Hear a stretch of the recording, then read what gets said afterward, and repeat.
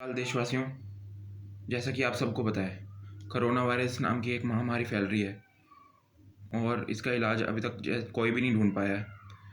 Scientist भी research कर रहे हैं और हमारे डॉक्टर्स बहुत हार्ड वर्क कर रहे हैं।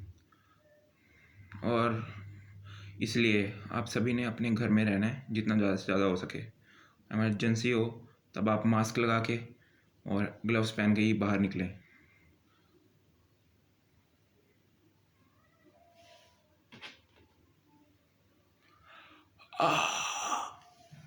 सॉरी।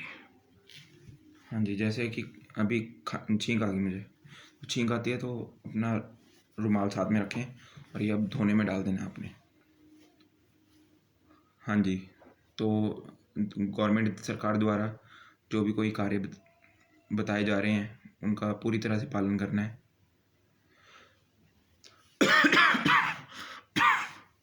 हाँ, खांसी आए तब भी एक नया रुमाल ले लेना है, नए रुमाल में करना है, उसमें वो भी फेंक हमने धोने में डाल देना है। आज यही संदेश देना चाहता था मैं। धन्यवाद।